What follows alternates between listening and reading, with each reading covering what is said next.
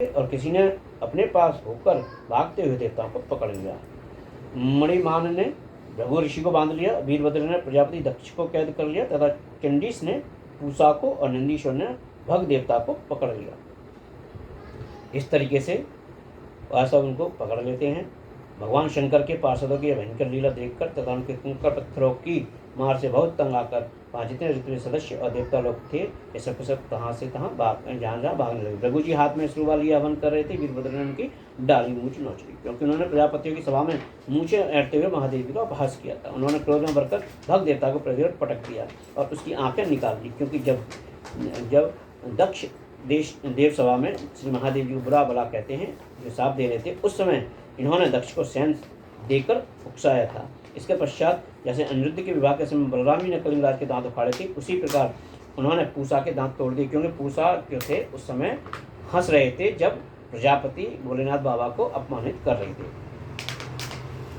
जब किसी भी प्रकार के अस्त्र से दक्ष की त्वचा नहीं कटी, फिर वीरभद्र जी ने दक्ष को काटना चाहा, उसकी गर्दन को काटना चाहा। जब उसका गर्दन नहीं अलग हुआ और किसी प्रकार के अस्त्र शस्त्रों से दक्ष की त्वचा नहीं कटी, तब वीरभद्र को बड़ा आश्चर्य हुआ और वे बहुत देर तक विचार करते रहे। तब उन्होंने यज्ञ मंडप में यज्ञ पशुओं को जिस प्रकार मारा जाता है उसे देखकर उसी प्रकार दक्ष स्वरूप उस यजमान का सिर धड़ से अलग कर दिया। इस तरीके से उन्होंने दक्ष प्रजापति का सर धड़ से अलग कर दिया।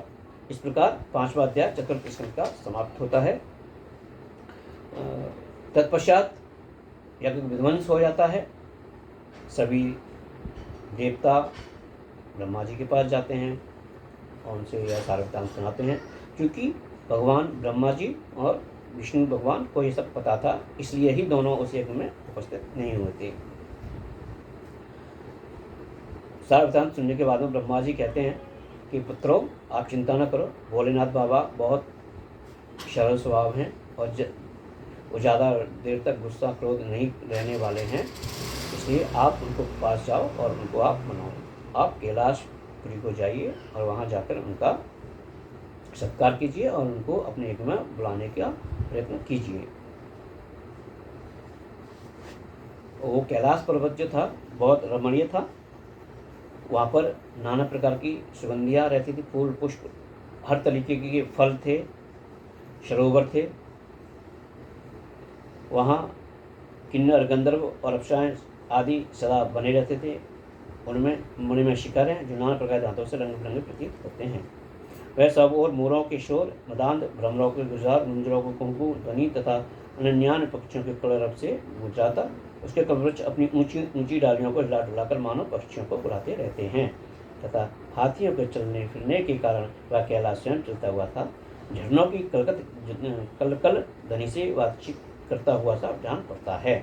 वहाँ मंदार, परिजात, शरल, तमाल, साल, ताड़, कचनार, असन और अर्जुन के वृक्षों में बरबस पड़ा ही स्वादनाथ जान पड़ता है। आम, कदम, नीम, नाग, चंपा, गुलाब, अशोक, चल, मैलश्री, कुंद, पूर्वक, सुनहरे, सतपथ, कमल, इलायची और मालती की मनोहरताएं तथा मोगरा और माधवी की बेलें भी उसकी शोभा बढ़ाती हैं। इस तरीके से उसका वर्णन किया गया, उसकी सुंदरता को बताया गया है। वहाँ उन्होंने एक अलका नाम की एक सुरम्य पुरी और सौगंधिक वन देखा, जिसमें सर्वत्र सुगंध फैलाने वाले सौगंधिक नाम के कमल खिलते हुए थे। उस नगर के बाहर की ओर नंदा और अलकनंदा नाम की दो नदियाँ थीं। वे तीर्थपाल श्री हरि जी की चरण रज के संयोग से अत्यंत पवित्र हो गई थी। विदुर जी उन नदियों में रतिविलास से थकी हुई देवांगनाएं अपने अपने निवास स्थान से आकर जल क्रीड़ा किया करती थीं। अलकापुरी पर चांदी, सोने और बहुमूल्य मणियों के सैकड़ों सामान छाए हुए थे, जिनमें अनेकों छोटियाँ निवास करती थीं। उसमें कोकिल आदि पक्षियों का कलरव और भौरों का गुंजार हो रहता था। राजहंसों के परम प्रिय कलम पुष्पों से सुशोभित अनेक सरोवर थे। वहाँ कई प्रकार के वृक्ष थे, उनकी शोभा निहारते जब देवगढ़ कुछ आगे बढ़े तब उन्हें पास ही एक वटवृक्ष दिखाई दिया। वह वटवृक्ष 100 योजन ऊंचा था तथा उसकी शाखाएं 75 योजन फैली हुई थी। यानी 100 योजन ऊंचा और 75 योजन फैला हुआ वृक्ष था वह वटवृक्ष। उस महायोग में मूर्तियों के आश्रयुक्त वृक्ष के नीचे देवता ने भगवान शंकर को विराजमान देखा। वहाँ उन्होंने सभी देवताओं ने भगवान महादेव जी को विराजमान देखा और उनकी स्तुति करने लगे। वहाँ भगवान तर्क मुद्रा में बैठे थे। तर्क मुद्रा क्या होती है? तर्जनी को अंगूठे से जोड़कर तर्जनी को अंगूठे से जोड़कर अन्य उंगलियों को आपस में मिलाकर फैला देने से जो बंध सिद्ध होता है उसे तर्क मुद्रा कहते हैं। इसका नाम ज्ञान मुद्रा भी है। तो इस तरीके से भोलेनाथ बाबा बैठे हुए थे। उन्होंने जाके भोलेनाथ बाबा की स्तुति की। ब्रह्मा जी भी गए थे। ब्रह्मा जी भोलेनाथ बाबा से कहते हैं, देव, मैं जानता हूँ आप संपूर्ण जगत के स्वामी हैं, क्योंकि विश्व की योनि शक्ति प्रकृति उसके बीच से पुरुष से ही परे जो एक परम ब्रह्म है वह आप ही हैं। भगवान, आप मकड़ी के समान ही अपने स्वरूप को शिव शक्ति के रूप में किरीड़ा करते हुए लीला से संसार की रचना पालन संहार करते रहते हैं।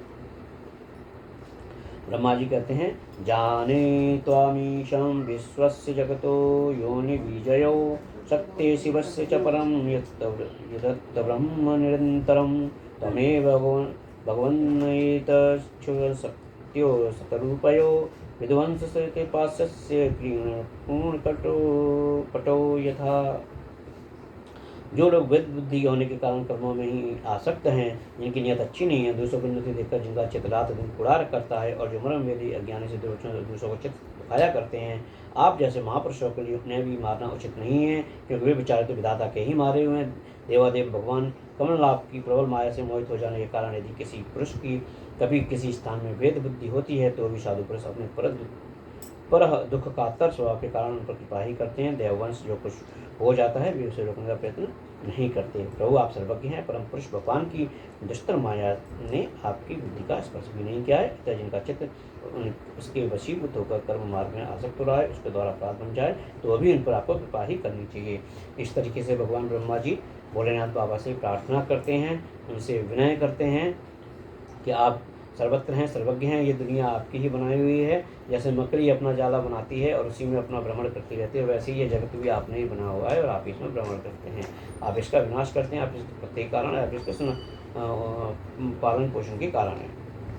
इस तरीके से जब ब्रह्मा जी ने भोलेनाथ बाबा से प्रार्थना करी तो भोलेनाथ बाबा आगे ब्रह्मा जी से कहते हैं, और आज चतुर्थ स्कंद का ये 6वां अध्याय भी पूर्ण हुआ। श्री मैत्रेय जी कहते हैं, महाबाहो विदुर जी, ब्रह्मा जी के इस प्रकार प्रार्थना करने पर भगवान शंकर ने प्रसन्नतापूर्वक हंसते हुए कहा। श्री महादेव जी कहते हैं, प्रजापति, भगवान की माया से मोहित हुए दक्ष जैसे ना समझो के अपराध की ना तो मैं चर्चा करता हूँ और ना ही मैं याद करता हूँ। मैंने तो केवल सावधान करने के लिए थोड़ा सा दंड दिया है। दक्ष प्रजापति का सिर जल गया है, इसलिए उनके बकरे का सिर लगा दिया जाए। भगदेव मित्र देवता के नेत्र से अपना यज्ञ भाग देखें। पूषा पिसा हुआ अन्न खाने वाले हैं, वे उसे यजमान के दांतों से चढ़